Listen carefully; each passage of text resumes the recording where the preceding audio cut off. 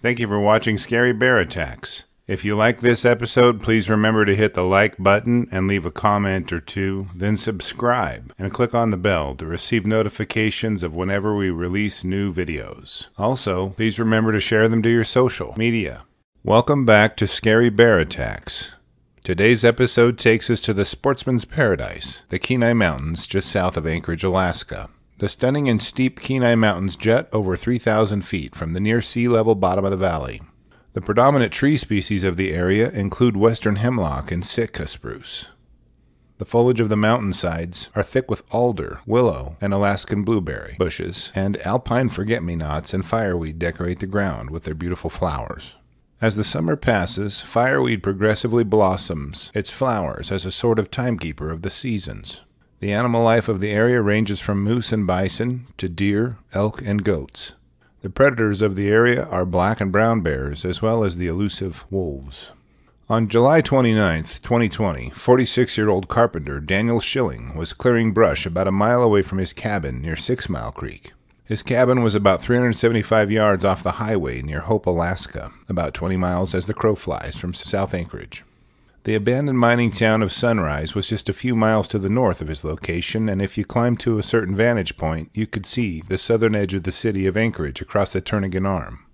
To drive there, you have to take the 90-minute circuitous highway route, even though it was such a short distance to civilization directly. The location is remote, and the largest town in the area, Hope, only has 200 residents. The trail above Daniel's cabin was a rigorous path of steep climbs surrounded by dense growths of bushes in places. Daniel was in the process of chopping new growth from the trailside bushes as well as removing trees that had fallen across the trail. He enjoyed the work because it would allow him access later in the year and got him outside. Daniel was an avid hunter and enjoyed the adventure that living in Alaska offered its residents. Typically, he would carry a Smith & Wesson .629 pistol on his chest as he hiked, but today he brought only his bear spray manufactured by UDAP Industries for easy packing. He was convinced that bear spray worked reliably, and there was no need for the added weight a firearm would bring. His dog would work as a companion and a reliable warning bell against the presence of bears while Daniel worked. He didn't take any food as they didn't plan to be gone that long. The pair left his cabin, and he told his wife they'd be back in about 4 hours. As the day wore on, Daniel missed the time that he was supposed to be returning, but the dog showed up at home alone. Considering this an ominous sign, his wife notified the Alaska State Troopers, and a search began immediately. His eager friends couldn't wait for authorities, and as soon as they recovered his dog, they began the return trip to search for him. They spread out a bit, as there were only a handful of them, and called and communicated as they moved up the trail. They scoured the area above the cabin, but didn't quite make it up the trail far enough to find the secluded location of the attack. They were afraid he may have sprained his ankle or broken his leg, but reality has a bitter way of taking you past your fears at times.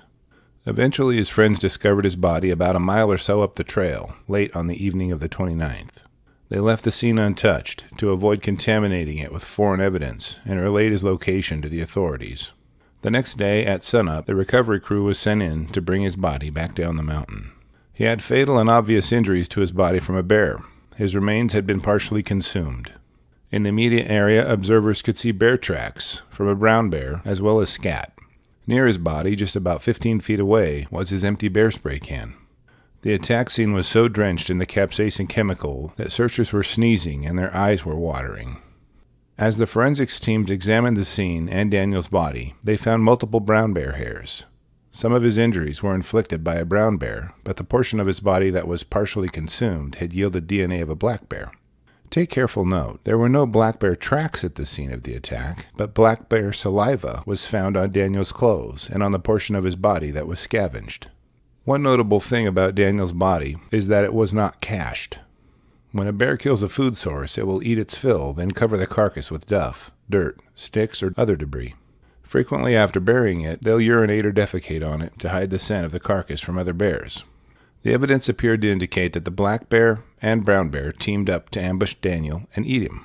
After looking at more likely scenarios, authorities believe that the black bear showed up just after Daniel had a fatal confrontation with the brown bear. Apparently, the brown bear portion of Daniel's scenario was either a defensive or territorial attack on Daniel as he worked removing brush. After the brown bear tore at his head and neck, it left the scene, having disabled a threat it perceived Daniel to be. Sometime later, a black bear came along and found Daniel's dead body and began eating it. This timeline of events begs the question, why did the brown bear leave Daniel after killing him, and did it in fact kill him to eat him? Bear experts are quick to point out that a small group of people near a bear kill can frequently drive off the predator, at least temporarily. This timeline of events begs the question, why did the brown bear leave Daniel after killing him, and did it in fact kill him to eat him? Bear experts are quick to point out that a small group of people near a bear kill can frequently drive off the predator, at least temporarily. This may have been what Daniel's friends did when they came looking for him after his dog returned home alone. After the brown bear was chased off of Daniel's body, whether it was predating on him or acting in defense, the black bear came along to scavenge his remains. This is what the experts seem to agree on, what must be the timeline. What they aren't sure about was, did the bear scavenge from his body before or after his friends arrived and found him dead? Experts point out that from a distance, bear spray is actually an attractant to bears. They think it's possible that Daniel deployed his bear spray when the brown bear attacked him. Then the scent of the spray, now aerosolized, traveled an undetermined distance to attract additional bears to the scene. Bear studies in the 1990s indicate that 60% of bears were attracted to areas sprayed with pepper spray. They also note that bear spray distributed directly on the ground is a known bear attractant. In addition, points of the research indicated that bears who were attracted to red pepper bear spray sprayed across the ground tended to roll on it as if they were selecting a cologne or a cover scent to mask their own while they hunted. The close proximity of these two bears on the timeline of the attack baffled professionals. Brown bears have been known to feed on black bears, and typically their territory is respected and avoided by black bears. Wherever a brown bear marks its territory with scat, urine, or other means, black bears will tend to stay away. But this one came along the attack scene in no more than a few hours after the brown bear left, undoubtedly smelled the brown bear scat and sniffed the tracks, but persisted scavenging on the corpse anyway. The experts had to wonder if they had a precedent indicating that black bears and brown bears either cooperated during an attack or tolerated each other's presence at a kill site.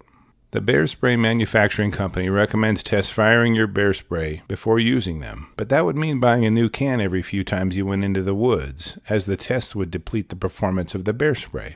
In addition, once you tested your spray, you would have no idea how many seconds of spray time you actually had remaining.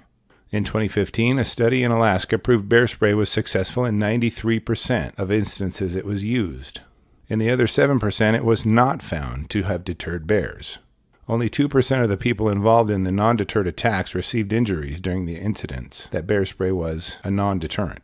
Given those numbers, one could surmise that bear spray may prevent serious attacks from bears, but the numbers aren't exactly proof of that. Upon gathering all DNA evidence, about a week after Schilling's death, Alaska state wildlife biologists shot and killed a female brown bear and 3 female black bears in the area of Schilling's attack. After reviewing all this data, I ask you, do you think the bears somehow teamed up to kill and eat Daniel Schilling? Do you think brown bears and black bears actually tolerate each other? Do you think the brown bear saw it as a territorial attack and killed Daniel because he was viewed as a threat? Post your comments below and let's talk about it.